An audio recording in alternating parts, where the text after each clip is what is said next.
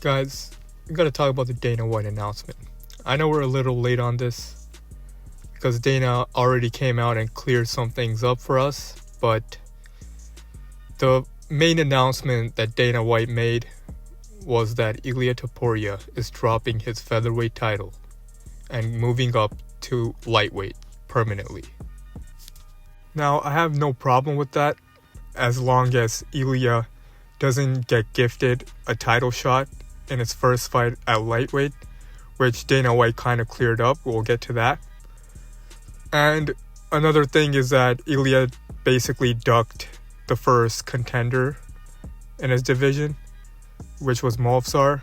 And even Diego, he would have beaten Diego, but Movsar was stylistically it was a fun fight. And he clearly ducked him. But at least he admitted to being a weight bully pretty much. I'm not being a hater here, but let's be real, right? Let's say it was Islam doing this. Everyone would be saying that.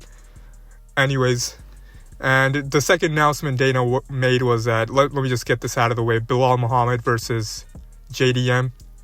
I think Belal wins this comfortably. And Belal has to decide what he's doing because he said a couple weeks ago how he would let Islam move up and fight for the welterweight title. So it's weird how he's still defending his title because he's not going to be defending it for long, let's be honest. So it's better for him to just get this fight out of the way and just drop the title, move up, fight Sean Strickland or whatever, and then let Islam and Shavkat fight it out because Islam deserves to move up. And back to Ilia, like I said, we didn't know much after the announcement what Ilia's future was going to be, but it seemed like Dana just did a press conference where he said that there may be other plans for Ilia, which is what makes sense. Because if they went along with the Islam and Ilia fight, it would have been a lose-lose for Islam. And they already said how he only defends against featherweights. And imagine Ilia just goes up and just loses to Islam, and then everyone's going to say, oh, Islam just beat another featherweight. Oh, fight another lightweight. You can't go up to welterweight yet. At least fight a lightweight. As if, Ilia defended against any featherweight other than a washed-up Max Holloway. It's better how they're doing a contender fight for Ilia Topuria. And I think the safer route would be Dustin Poirier, even though a prime Dustin beats Ilia, but I think Ilia has a good chance of chinning Dustin Poirier now. It's still going to be a good 50-50 fight, I believe. Another good option would be Charles Oliveira. I think Arman is a very bad matchup for Ilia, so if they want to do the Ilia and Islam fight, they want to keep him away from Arman. They want to have him fight either Charles or Dustin, which is, I believe, what they would do.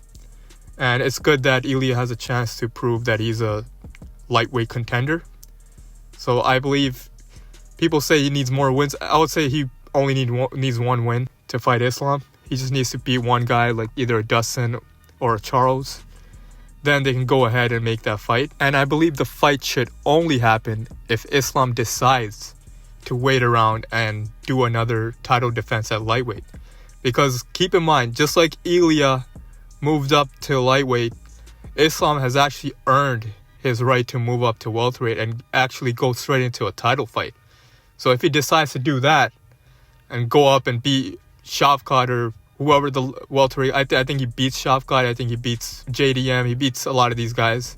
So if he decides to do that, then it's up to him, I think it's a bigger win for him to go for a second title than to beat another featherweight, which I'm pretty sure, come on, let's be honest. I don't think Ilia's beating Islam, but it's all up to Islam right now. And a welterweight title fight against Shavkat would be a lot harder than a title defense against Ilia. So it's not even about ducking here. It's about legacy. It's about what's the harder fight. The harder fight is Shavkat. The fight that would actually get Islam to he's going to want to be better. He's going to want to be ready.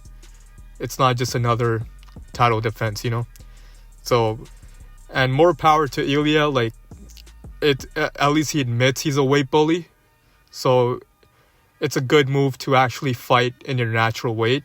So I respect that. Not a lot of guys do that. I think Ilia does have a good future at lightweight, but These guys hit in a different power. I feel like he's not going to be as dominant at lightweight as he was at featherweight.